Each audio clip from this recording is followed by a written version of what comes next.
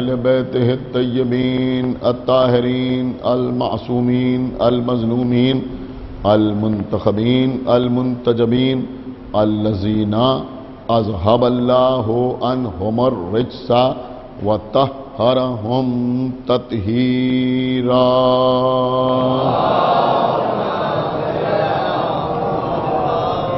وَلَعْنَةُ اللَّهِ عَلَىٰ أَعْدَائِهِمْ وَقَتَلَتِهِمْ وَغَاصِبِي حُقُوقِهِمْ وَمُنْكِرِي فَضَائِلِهِمْ وَمَصَائِبِهِمْ أَجْمَعِينَ مِنَ الْآنِ إِلَىٰ يَوْمِ الدِّينِ اللهم عذبهم عذابا يستغيث منه أهل النار آمين رب العالمين۔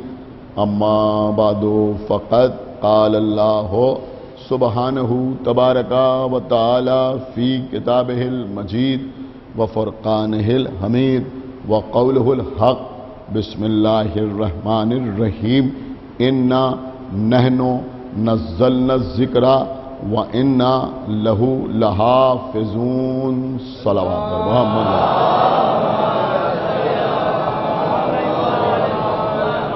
حضرات، اس سال اس قدیم ترین عشرہ مجالس کا عنوان ہے تحفظ ذکر۔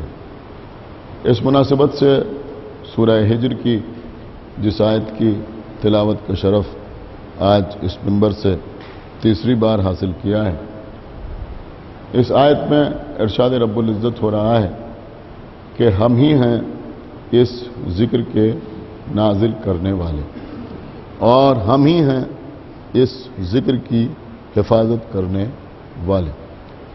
عزیزوں، عام طور پر اس آیہ مبارکہ میں جو لفظ ذکر کا استعمال ہوا ہے، علماء نے، مفسرین نے، مترجمین نے اس کے معنی قرآن تحریر کیے۔ اب اگر ذکر سے مراد قرآن لیا جائے تو اس کا ترجمہ اس انداز سے کیا جائے گا کہ ہم ہی ہیں اس قرآن کے نازل کرنے والے، اور ہم ہی ہیں اس کی حفاظت کرنے والے۔ اگر آپ حضرات کے اذہان عالیہ میں کل اور پرسوں کی مجلس ہوگی تو آپ کو یاد ہوگا کہ میں نے آپ کی خدمت میں عرض کیا تھا کہ اللہ نے قرآن میں جہاں جہاں اپنے لیے میں کے بجائے ہم کا لفظ استعمال کیا ہے، مثلا اس آیت میں انا کا لفظ نہیں استعمال ہوا بلکہ نحنو کا لفظ استعمال ہوا۔ نحنو کا مطلب ہے ہم، اللہ کہہ رہا ہم ہیں اس قرآن کے نازل کرنے والے، اور ہم ہیں اس کی حفاظت کرنے والے۔ تو جہاں جہاں اللہ اپنے لیے ہم کا لفظ استعمال کرتا ہے، یہ اس بات کی نشاندہی ہوتی ہے کہ اللہ نے یہ کام کسی کے وسیلے سے انجام دیا ہے۔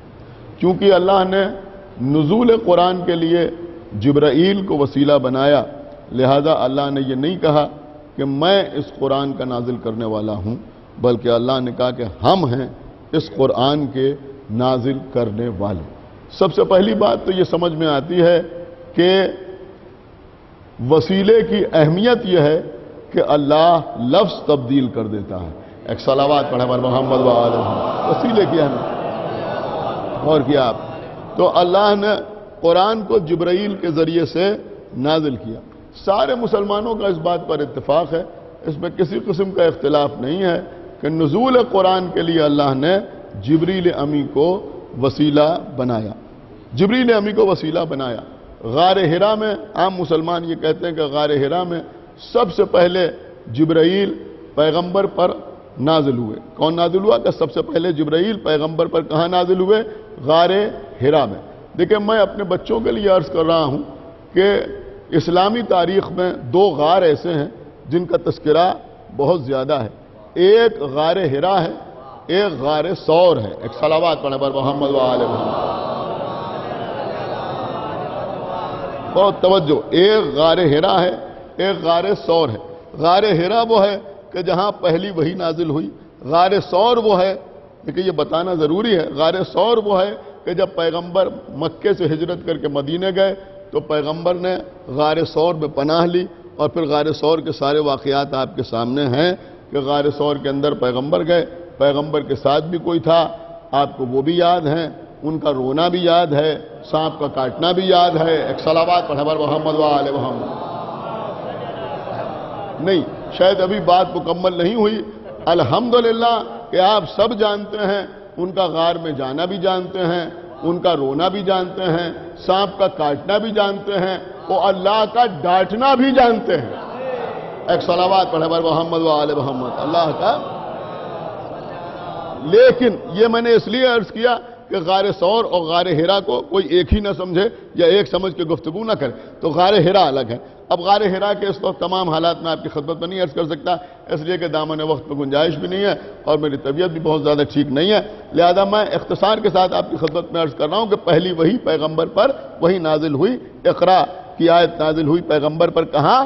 غار حرا میں۔ میں عرض یہ کرنا چاہ رہا ہوں کہ عام مسلمان دیکھیں، یہ صرف اس لیے عرض کر رہا ہوں کہ کبھی کبھی آپ غلط فہمی کا شکار ہو جاتے ہیں۔ ایسا ہوتا ہے کہ جھوٹ اس قدر بولا جاتا ہے کہ لوگ اسے سچ سمجھنے لگتے ہیں۔ کبھی کبھی اپنے لوگ بھی سو کالڈ انٹلیکچوئلز، میں بار بار یہ لفظ استعمال کرتا ہوں، اس طرح کی باتیں کرتے ہیں کہ بہرحال ہم لوگ رسول اللہ کو اتنا نہیں مانتے جتنا وہ مانتے ہیں۔ نہیں عزیزو، ہم ہی رسول کو مانتے ہیں، اور نہیں کیا آپ نے، خدا کے لیے بیدار ہوئیے، ہم ہی رسول کو مانتے ہیں۔ کسی قسم کے احساس کمتری میں مبتلا ہونے کی ضرورت نہیں ہے۔ آپ مجھے بتائیں کہ رسول کو کون مانتا ہے؟ رسول کو وہ مانتا ہے جو رسول کو جاہل کہتا ہے، یا رسول کو وہ مانتا ہے جو رسول کو مدینۃ العلم کہتا ہے؟ کون رسول کو مانتا ہے؟ ایک صلوات پڑھیں بر محمد و آل محمد۔ جو رسول کے بزرگوں کو کافر سمجھتے ہیں وہ رسول کے ماننے والے ہیں، یا جو رسول کے بزرگوں کو مومن سمجھتے ہیں وہ رسول کو ماننے والے ہیں؟ یہ فیصلہ تو آپ کو کرنا ہے نا۔ تو اب عزیزوں، غار حرا کے حالات بھی جب بیان ہوتے ہیں، عام طور پر ہماری مجلسوں میں نہیں بلکہ وہاں جب بیان ہوتے ہیں تو یہ بیان ہوتے ہیں کہ جبریل نازل ہوئے، رسول نے دیکھا تو رسول ڈر گئے کہ یہ کون آ گیا۔ اللہ اکبر، رسول ڈر گئے کہ یہ کون آ گیا، اور آنے والے نے رسول کو لپٹایا اور اس کے بعد کہا کہ پڑھو، اور پھر دبایا اور پھر کہا پڑھو۔ ایک صلوات پڑھے پر محمد و آل محمد۔ اللہ کے رسول نہ ہو گئے، کوئی چھوٹا سا ضدی بچہ ہو گیا جسے زبردستی اسکول لے جایا جا رہا ہے۔ غور فرما رہے ہیں آپ کہ جبرائیل کہہ رہے ہیں پڑھو، اور پھر سینہ دبا رہے ہیں، اور پھر رسول اللہ پڑھ رہے ہیں، اور پھر یہ بیان کیا جاتا ہے کہ جب رسول غار حرا سے واپس آئے گھر تو آ کے جناب خدیجہ سے کہا کہ آج ایسی ایسی مخلوق آئی اور میں نے اسے دیکھا۔ تو جناب خدیجہ پیغمبر کو لے کے، دیکھیں یہی سیرت میں بیان ہوتا ہے، آپ کبھی سنیے میلادوں میں کیا بیان ہوتا ہے۔ پھر جناب خدیجہ پیغمبر کو لے کر ڈرے ہوئے، گھبرائے ہوئے، پیغمبر کو لے کر اپنے چچا یا اپنے چچازاد بھائی، اس میں بھی اختلاف ہے، جناب ورقہ بن نوفل کے پاس گئیں اور جا کے کہا کہ آج میرے شوہر کے ساتھ ایسا ایسا واقعہ ہوا اور ایک عجیب الخلقت شے آئی۔ تو ورقہ بن نوفل نے پیغمبر سے کہا کہ وہ آنے والا جبرائیل تھا، فرشتہ تھا، اور آپ کو مبارک ہو، آپ اللہ کے نبی ہو گئے۔ ورقہ بن نوفل کی عظمت کو بھی ہمارا سلام، اس لیے کہ وہ فاطمہ کی ماں کے بھائی تھے، یہ چچا تھے۔ سنیے عزیزوں، بہت توجہ آپ حضرات کی چاہتا ہوں، پڑھے لکھے آدمی تھے، دین ابراہیمی پر کار فرما تھے، لیکن بہرحال میں ایک جملہ ضرور کہنا چاہوں گا کہ جس فرشتے کو اللہ کا رسول نہیں پہچانتا اس کو ورقہ بن نوفل پہچانتے ہیں۔ کیا سن رہے ہیں آپ بھائی ہمارا عقیدہ یہ ہے کہ جو مدینۃ العلم ہو اس سے زیادہ علم رکھنے والا کون ہو سکتا ہے؟ آپ شاید غور نہیں کر رہے ہیں میں کیا عرض کر رہا ہوں۔ اور بھیا دوسری بات یہ ہے، اب اس جملے پر آپ داد نہ دیں گے تو کون داد دے گا؟ دوسری بات یہ ہے کہ پیغمبر کے لیے یہ نبوت اور رسالت کوئی نئی چیز نہیں تھی، یہ اس نسل سے تھے کہ جہاں نہ معلوم کتنے رسول ہوئے کہ صلوات برابر محمد و آل محمد۔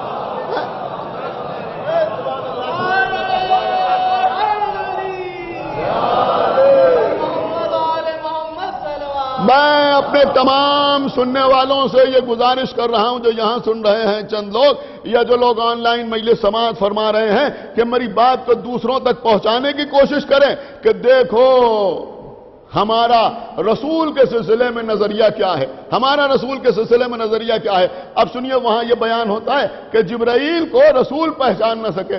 اب سنیے کہ جب پیغمبر اسلام اس منزل پر پہنچے کہ کوئی کاروبار کریں، ابھی پیغمبر نے اعلان رسالت نہیں کیا ہے۔ ہم یہ نہیں کہہ رہے ہیں کہ پیغمبر رسول نہیں ہیں، نبی نہیں ہیں، اس لیے کہ نبی تو اس وقت سے ہیں کہ جب آدم آب و گل کے درمیان تھے، نبی تو ہمیشہ سے ہیں۔ ابھی اعلان رسالت پیغمبر نے نہیں کیا ہے۔ پیغمبر جناب خدیجہ کے پاس گئے، مکمل میں اس سے پہلے بھی آپ کے سامنے عرض کر چکا ہوں، اس وقت خاص بات آپ کی خدمت میں عرض کرنا چاہتا ہوں کہ جناب خدیجہ کے پاس گئے جناب ابو طالب کے ساتھ کہ وہ مال خدیجہ لے کر بازار میں جائیں اور اس کو فروخت کریں اور کچھ آذوقہ فراہم کریں، کچھ آذوقہ فراہم کریں۔ پیغمبر نے یہ بھی بتا دیا کہ دیکھو تبلیغ کو اپنا بزنس نہ بنانا۔ ایک صلوات پڑھیں محمد و آل محمد پر۔ کچھ غور کیا آپ نے یا نہیں غور کیا؟ اپنی تجارت نہ بنانا، اپنا بزنس نہ بنانا۔ اللہ کا رسول بھی جا رہا ہے، سمجھ رہے ہیں آپ جو میں عرض کر رہا ہوں؟ یہ خالی بستر، کیا سن رہے ہیں آپ؟ کندھے پر لاد کے تبلیغ نہیں ہوتی۔ اور کر رہے ہیں آپ، بستر کندھے پر لاد کے تبلیغ نہیں ہوتی۔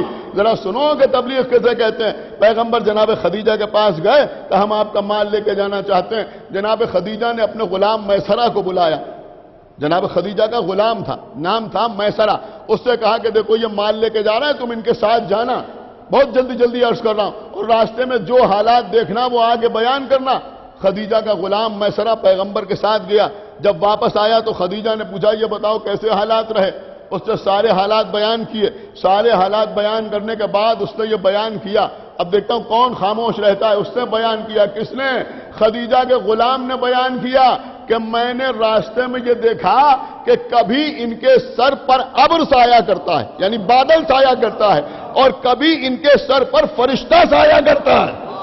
نہیں سن رہا یہ مجمع میں کیا عرض کر رہا ہوں؟ ان کے سر پر کبھی ابر سایہ کرتا ہے، کبھی فرشتہ سایہ کرتا ہے۔ یہ کون کہہ رہا ہے؟ یہ خدیجہ کا غلام کہہ رہا ہے۔ میں سارے مسلمانوں سے پوچھنا چاہتا ہوں، یہ جو تم سیرت کے نام پر لکھی ہوئی کتابوں میں تحریر کرتے ہو کہ پیغمبر نے غار حرا میں جبرائیل کو نہیں پہچانا، ارے اس سے بہت پہلے خدیجہ کا غلام کہہ رہا ہے کہ محمد کے سر پر فرشتہ سایہ کرتا ہے۔ ارے جب خدیجہ کا غلام فرشتے کو پہچانتا ہے تو خدیجہ کا شوہر نہیں پہچانتا۔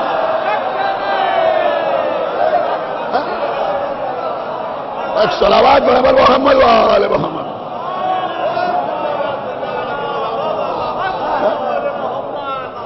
ایک صلوات برابر محمد و آل محمد۔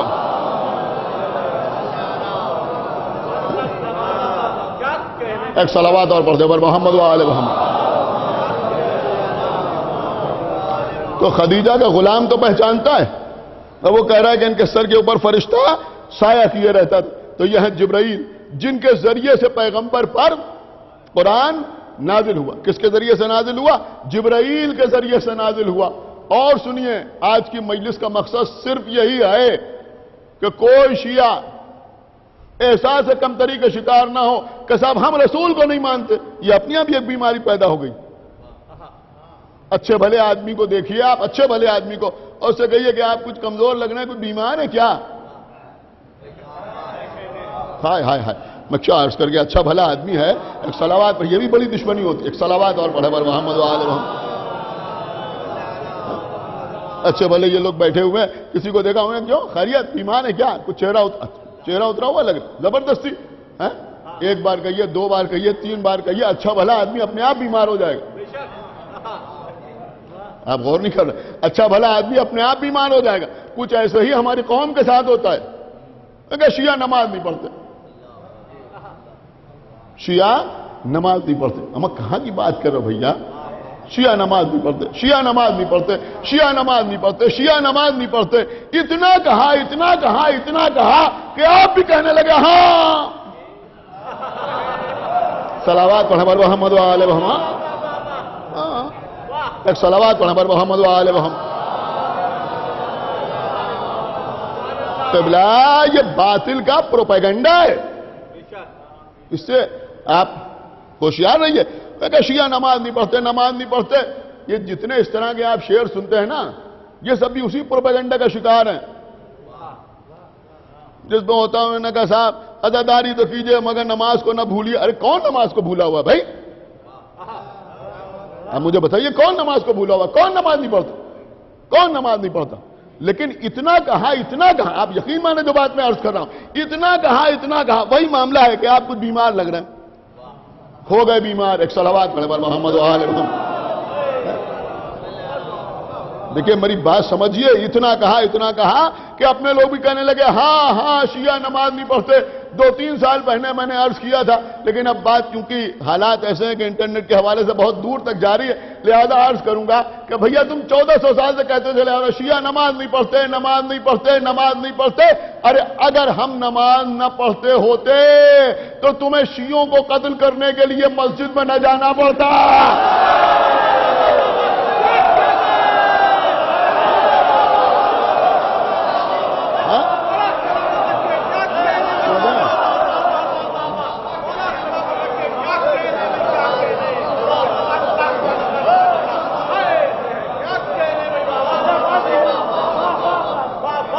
ایک صلوات اور پڑھ ہمارے محمد و آل محمد.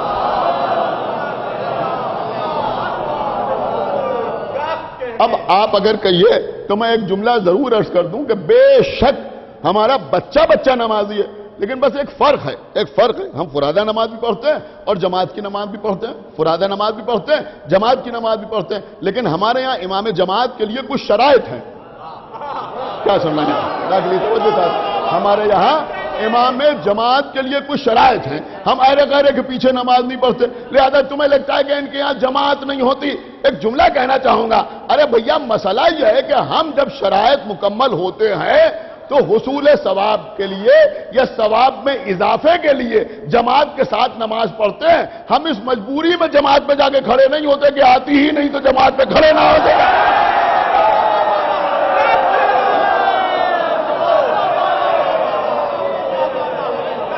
مسئلہ نہیں.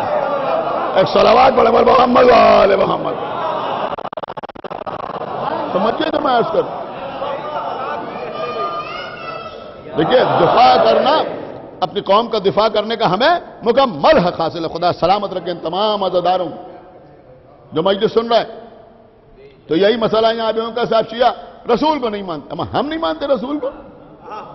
ہم نہ مانیں گے تو کون رسول کو مانے گا؟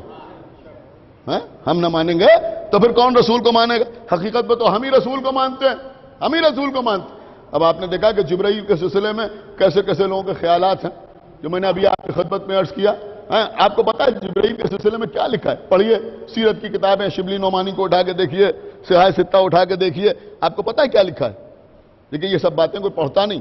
پوری توجہ آپ حضرات کی چاہتا ہوں. الحمدللہ کہ میں پڑھ کے پڑھتا ہوں، بہت توجہ آپ حضرات. ایسے ہی نہیں پڑھتا، ہوا میں بات نہیں کر رہا ہوں، پوری ذمہ داری کے ساتھ عرض کر رہا ہوں. وہ لکھتے ہیں کہ صاحب جب جبرائیل پیغمبر پر نازل ہوتے تھے، میں چاہتا ہوں کہ آج کی مجلس کو جو لوگ دیکھ رہے ہیں اس کو اور آگے بڑھائیں، لوگوں کو بتائیں کہ ہماری مجلسوں میں رسول کا ذکر کیسے ہوتا ہے اور مجمع خوش کیسے ہوتا ہے، یہ بھی دکھائیں.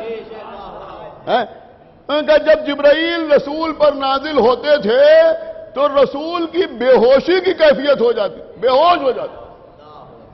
اللہ اکبر، اتنے وزنی جبرائیل. ایک صلوات پڑھے پر محمد و آل محمد. اور کہنا بے ہوش ہو جاتے تھے رسول. ارے بھیا وہ تو جبرائیل ہیں، میں کچھ عرض کر رہا ہوں، وہ تو جبرائیل ہیں. دیکھیں اس منبر کی کچھ خصوصیت ضرور ہے، میں آپ کی خدمت میں عرض کروں. سرکار باب المراد سے، باب الحوائج سے منسوب ہے یہ منبر. نہ معلوم کتنی چیزیں اس کا احساس صرف مجھے ہوتا ہے کہ ادھر سے منبر کے اوپر عطا ہوتی ہیں. میں آپ کی خدمت میں عرض کر رہا ہوں. تم کہہ رہے جبرائیل کو دیکھ کے بے ہوش ہو جاتے تھے، اما جس کے دروازے پر ملک الموت اجازت مانگتا ہے،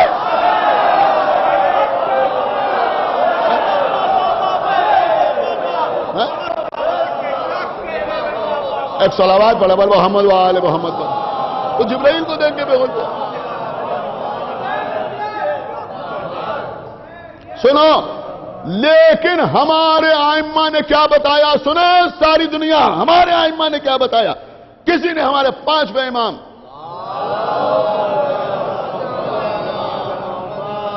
امام محمد باقر علیہ السلام سے پوچھا کہ یہ بتائیے کہ لوگ کہتے ہیں کہ جب وحی نازل ہوتی تھی اور جبرائیل آتے تھے تو رسول پر بے ہوشی کی کیفیت طاری ہو جاتی تھی، اور لوگ کہتے ہیں کہ پھر جب ہوش میں آتے تھے تو امت سے کہتے تھے کہ تمہارے لیے یہ حکم نازل ہوا ہے اور وہ حکم نازل ہوا ہے.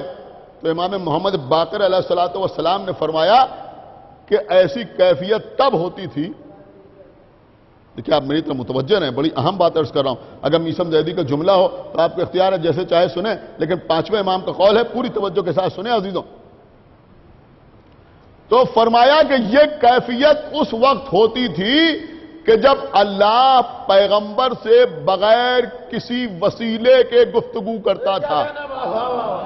اللہ اکبر. خدا کے لیے بھائی تھوڑا بیدار ہوئیے، نہیں غور کر رہے ہیں. کہ جب اللہ بغیر کسی وسیلے کے یعنی الہامی کیفیت ہوتی تھی، وہ اللہ اب کیسے گفتگو کرتا تھا یہ اللہ جانے، اللہ کے رسول جانے. لیکن جب اللہ بغیر کسی وسیلے اور ذریعے کے گفتگو کرتا تھا تب پیغمبر کی وہ کیفیت ہوتی تھی کہ پیغمبر پر بے ہوشی کا عالم طاری ہو جاتا تھا، جس کو لوگ کہتے ہیں کہ جبرائیل کے آنے پر ہوتا تھا. تو کافر جب جبرائیل آتے تھے تو کیا ہوتا تھا؟ اب دیکھتا ہوں کہ آپ ذکر رسول کیسے سنتے ہیں. تو آپ کے پانچویں امام، یا میں یوں کہوں کہ محمد نے محمد کے بارے میں بتایا. سنا آپ نے کہ محمد نے محمد کے بارے میں بتایا. پانچویں امام نے فرمایا کہ جب جبرائیل آتے تھے تو جبرائیل پیغمبر کے سامنے دو زانو ہو کر ادب سے ایسے بیٹھتے تھے جیسے کوئی غلام آقا کے سامنے بیٹھتا ہے.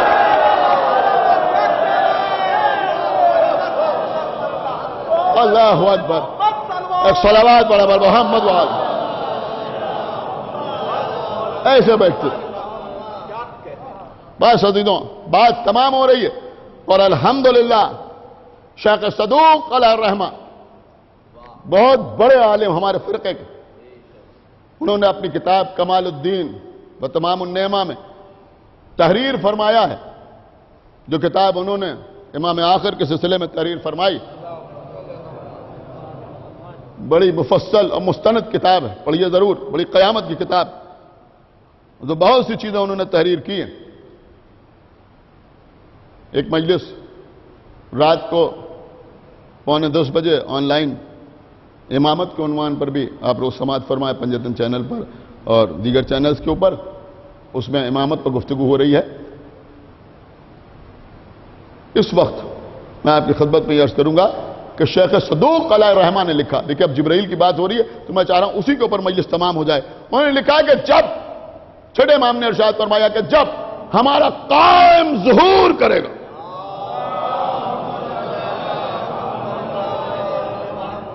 اب دیکھتا ہوں آپ کیسے سنتے ہیں کہ جب ہمارا قائم ظہور کرے گا تو اس کے سر پر کبھی ابر سایہ کیے ہوئے ہوگا، کبھی جبرائیل سایہ کیے ہوئے ہوگا. اللہ اکبر. کبھی ابر سایہ کیے ہوئے ہوگا اور کبھی جبرائیل سایہ کیے ہوئے ہوں گے. یہ جبرائیل اس لیے سایہ کیے ہوئے ہوں گے کہ دیکھو یہ محمد بھی اسی محمد کا بیٹا ہے.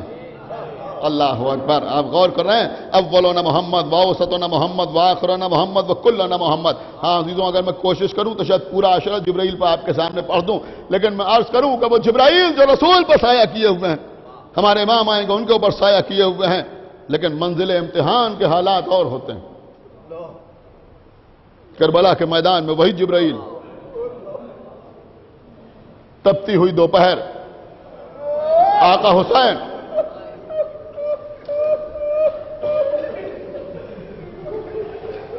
جبرائیل نے اپنے پروں سے سایہ کیا. جبرائیل ہٹ جاؤ، یہ وقت امتحان ہے. ہاتھ جوڑ لیے، فرزند رسول جھولا جھلایا ہے. آپ کے گھر کی چکی پیسی ہے، آپ کے گھر کی خدمتیں انجام دی ہیں. بس آج تیسری محرم، وہ حسین جنہوں نے جبرائیل کو روکا کہ سایہ نہ کرو. زعفر جن آیا، آقا ہم مدد کے لیے آئے ہیں، واپس چلے جاؤ. کہا آقا ہم جن ہیں، ہم انسانی شکل و صورت اختیار کر کے لڑیں گے. ہماری تلواریں ان پر اثر کریں گی، ان کی تلواریں ہم پر اثر کریں گی. بازو پکڑ کے لے گئے. زعفر جن یہ میرا اکبر، یہ میرا اون، یہ میرا محمد، یہ میرا قاسم، یہ میرا عباس کا خون میں بھرا ہوا عالم۔ اب ہم ان کے بعد جی کے کیا کریں؟ اب ذرا آپ اندازہ لگائیں یہ کون حسین ہے؟ ظافر جن کی مدد قبول نہیں، جبرائیل کی مدد قبول نہیں، مدینے سے کربلا آ گئے، تم بھی واپس چلے جاؤ، تم بھی واپس چلے جاؤ، تم بھی واپس چلے جاؤ۔ اب آپ بتائیے جو حسین کسی کی مدد لینے کے لیے تیار نہیں، وہ کسی کو خط لکھ رہا ہے کہ میری مدد کے لیے آ جاؤ۔ اللہ اکبر۔ کل میں نے آپ کی خدمت میں عرض کیا تھا کہ خیمے دریا کے کنارے سے ہٹ گئے، کچھ بھی ہو جائے میں مصائب میں کوئی کمی نہیں کروں گا۔ رو لیجیے عزیزوں، زندگی کا بھروسہ نہیں، مصائب کربلا پڑھتے پڑھتے ہم مر جائیں، سنتے سنتے ہماری روح جسم کو چھوڑ دے تو اس سے بڑی معراج کیا ہو۔ حسین خیمے میں ہیں، بی بی زینب بار بار کربلا کی سرزمین گھوڑوں کی ٹاپوں سے تھراتی ہے، کون آیا؟ کبھی پتہ چلا شمر اپنا لشکر لے کے آ گیا، دل دہل گیا۔ کبھی پتہ چلا پسر اسعد آ گیا، کبھی کسی نے آگے بتایا کہ خولی آ گیا، سنان ابن انس آ گیا، حسین ابن نمیر آ گیا، حکیم بن طفیل آ گیا۔ لشکر آتے رہے، لشکروں کے سرداروں کے نام بتائے جاتے رہے۔ بھیا حسین لشکر بڑھتے جا رہے ہیں، کیا کوئی آپ کی مدد کے لیے آنے والا نہیں ہے؟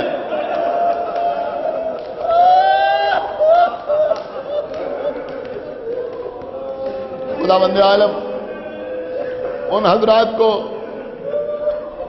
صبر جمیل عطا فرمائے۔ یہ جملہ میں بہت سوچ سمجھ کے استعمال کر رہا ہوں، اور خداوند عالم ان کی جزا میں اضافہ فرمائے جو مجلس میں آ نہیں پا رہے ہیں، آن لائن مجلس سن رہے ہیں، لیکن بہرحال تحفظ ذکر کی خاطر اس طرح محدود پیمانے پر لوگوں کے درمیان مجلس ہو رہی ہے، آپ سن رہے ہیں، آپ کا بہت بہت شکریہ۔ مولا آپ کو سلامت رکھیں، آپ کے صبر کی جزا عطا فرمائیں۔ انشاءاللہ دعا کریں جلد از جلد یہ وبا ختم ہو، ہم جس طرح سے ادا کرتے تھے اسی طرح سے ادا کریں، اس لیے کہ یہ ادا ہماری زندگی ہے، یہ اداداری ہماری حیات ہے، ہم اس کے بغیر زندہ نہیں رہ سکتے۔ پھر گزارش ہے کہ تمام مجالس جو آن لائن ہو رہی ہیں ان کو آن لائن سماعت فرمائیں، تھوڑا سا صبر سے کام لیں۔ میں سمجھ رہا ہوں کہ آپ کے دل کا عالم کیا ہے، سمجھ رہا ہوں، آپ سے الگ میں نہیں ہوں۔ عزیزوں، امام حسین سے جب شہزادی زینب نے کہا کہ قلم و کاغذ آیا جائے، قلم و کاغذ آیا، خط لکھا، بچپن کے دوست حبیب ابن مظاہر کے نام،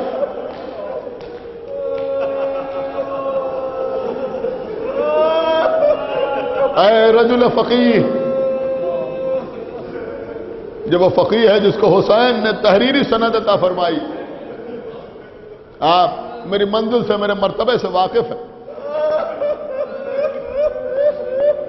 ہم نرغہ آدم میں گرفتار ہیں، ہماری مدد کے لیے نہ آئیے گا۔ عزیز و قاصد خط لے کے روانہ ہوا، کوفے میں حبیب اپنی زوجہ کے ساتھ دسترخوان پر بیٹھے ہوئے ہیں، ایک مرتبہ زوجہ کے ہاتھ سے لقمہ چھوٹا،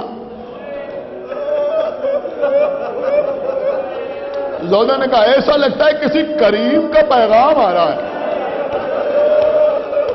کسی نے دق الباب کیا، کہا کون کون؟ آنے والے نے کہا نا برید الحسین،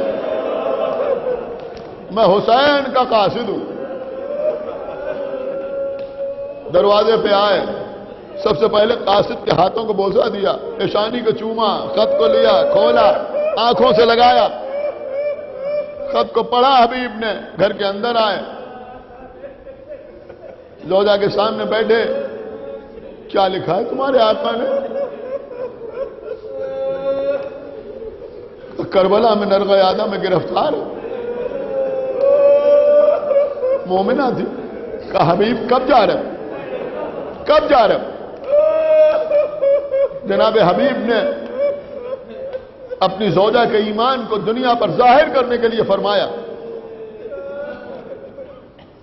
تاکہ دنیا کو معلوم ہو جائے کہ میری زوجہ بھی نصرت کا کیسا جذبہ رکھتی ہے. کہ میں سوچتا ہوں کہ جاؤں یا نہ جاؤں، بس اتنا سننا تھا کہ ایک مرتبہ حبیب کی زوجہ نے حبیب کی طرف دیکھا. صاحب مالی سبطین نے وہ پوری تحریر کی ہے حبیب کی. میں اختصار سے آپ کی خدمت میں عرض کر رہا ہوں. زوجہ نے حبیب کی طرف دیکھا کہ حبیب میں اپنے خاندان کی عورتوں کے سامنے فخر کرتی، ناز کرتی اور یہ کہہ کے فخر کرتی ہوں کہ میں حبیب کی زوجہ ہوں، حسین کے حبیب کی زوجہ. لیکن حبیب اگر آج تم نہیں گئے تو میں یہ سمجھوں گی کہ میں کسی بہت خود غرض انسان کی زوجہ ہوں. اے حبیب تمہیں کیا ہو گیا؟ تم تو مجھ سے کہتے تھے نا کہ حسین وہ ہیں کہ جن کے لیے نبی نے سجدے میں طول دیا. تم ہی تو مجھے بتاتے تھے کہ ساری دنیا ایک طرف ہے، حسین ایک طرف ہے. اے حبیب تم ہی تو مجھے کہتے تھے، بتاتے تھے کہ حسین جوانان جنت کے سردار ہیں. آخر میں آپ کو معلوم ہے کیا کہا؟ آنکھوں سے آنسو جاری ہو گئے کہ حبیب تم ہی نے تو مجھ سے کہا تھا کہ میں مر گیا تھا، حسین نے دوبارہ زندگی عطا کی.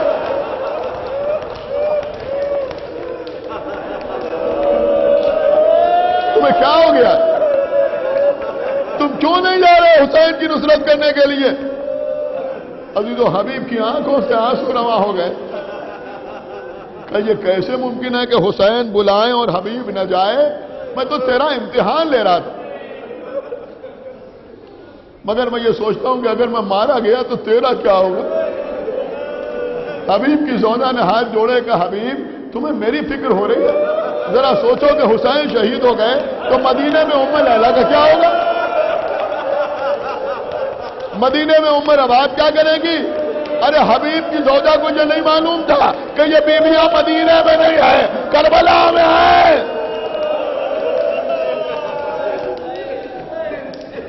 غلام سے کہا جاؤ جا کے گھوڑا تیار کرو. غلام گھوڑا لے کر شہر سے باہر آیا. کچھ دیر انتظار کرتا رہا. جناب حبیب غیر معروف راستوں سے ہوتے ہوئے آئے تاکہ کوئی حسین کے پاس جانے سے پہلے گرفتار نہ کر لے، پہنچ جائیں حسین کی خدمت میں. جب آئے تو آگے کیا دیکھا کہ گھوڑے کی آنکھوں سے آنسو بہ رہے ہیں. یہ ہمارے اور آپ کے گھر میں جب امام حسین کے گھوڑے کی شبیہ آتی ہے، ذوالجناح یا دلدل، بارہا ہم نے بھی دیکھا، آپ نے بھی دیکھا ہوگا، گھوڑے کی آنکھوں سے آنسو بہنے لگتے ہیں. تعجب نہ کیجیے گا، یہ وہی سیرت ہے. وہاں بھی گھوڑے کی آنکھوں سے آنسو بہ رہے ہیں. حبیب نے سنا کہ غلام سمجھا رہا ہے، اے میرے آقا کی سواری کے گھوڑے تو رو نہیں، تو آنسو نہ بہا. اگر میرے آقا نے آنے میں تاخیر کی تو میں تجھ پر سوار ہو کے کربلا جاؤں گا اور جا کر اپنے آقا حسین پر اپنی جان قربان کروں گا. عزیزوں اب آپ سوچئے کہ یہ جملہ سن کے جب آپ اتنا روئے تو حسین کے حبیب پر کیا گزر گئی ہوگی؟ میں بار بار جملہ کہہ رہا ہوں، حسین کا حبیب کیا گزر گئی ہوگی؟ گھوڑے پر سوار ہوئے، پھر غلام کی طرف مخاطب ہوئے. اب میں نے تیری گفتگو سن لی، تیرے دل میں جو عشق حسین ہے نا میں نے سن لیا. ایک غلام کے لیے سب سے بڑا تحفہ کیا ہو سکتا ہے آپ سمجھتے ہیں؟ حبیب نے کہا کہ جا، میں نے تجھے اللہ کی راہ میں آزاد کیا. غلام نے گھوڑے کی لگام پکڑ لی. کہ میرے آقا ایک غلام کے لیے اس سے بڑا تحفہ ہو ہی نہیں سکتا، اس سے بڑی نعمت نہیں ہو سکتی کہ اسے آزاد کر دیا جائے. لیکن آقا اس وقت میرے لیے تحفہ نہیں ہے، سزا ہے. اے آقا اپنے ساتھ لے کے میں بھی چلوں گا اپنے آقا حسین پر جان قربان کرنے کے لیے. حبیب نے کہا پروردگار میرے آقا پر یہ وقت آ گیا کہ جانور رو رہے ہیں، غلام حسین کی نصرت کرنے کے لیے تیار ہیں. گھوڑے پر سوار ہوئے جناب حبیب ابن مظاہر کربلا کا رخ کیا. بس آخری جملے مجلس تمام ہو رہی ہے. امام حسین علیہ السلام نے چند نیزے اپنے اصحاب کے درمیان تقسیم کیے. ایک نیزہ الگ رکھا. کسی نے کہا کہ آقا یہ کس کے لیے؟ کہا اس کا حقدار آنے والا ہے. ایک مرتبہ کہا ذرا کھڑے ہو. اصحاب کھڑے ہوئے کہ آگے بڑھو، میرا حبیب آ رہا ہے، میرے بچپن کے دوست آ رہا ہے، میرا فقیہ آ رہا ہے، میرا دوست آ رہا ہے. عزیزوں، حبیب ابن مظاہر گھوڑے پر سوار حسین کے انصار کے درمیان آئے. آواز بلند ہوئی اللہ اکبر. آواز خیمے کے اندر گئی. جناب فضہ جا کے معلوم کرو کون آیا ہے. کہ اللہ اکبر کی آواز کیوں بلند ہوئی؟ فضہ نے آ کے دیکھا، وہ واپس جا کے بتایا شہزادی آپ کو مبارک ہو. بار بار کہتی تھی نا کہ کوئی آپ کے بھیا کی نصرت کے لیے آنے والا نہیں ہے. مبارک ہو آپ کے بھیا کے بچپن کے دوست حبیب آ گئے. اے فضہ جاؤ جا کے حبیب کو ہمارا سلام کہہ دو. کہنا آپ کا بہت بہت شکریہ کہ آپ نے ایسے موقع پر ہمیں یاد رکھا. فضہ آئی، آگے جناب حبیب سے کہا. حبیب نے امامہ اتار کے پھینکا، گریبان جا کیا. ارے علی و فاطمہ کی بیٹی پر یہ وقت آ گیا. اے حبیب جس زینب کا اتنا خیال، وہی زینب شام و کوفہ کے بازار بے مخنا و چادر پشت پر تازیانے لگ رہے ہیں. تماشائیوں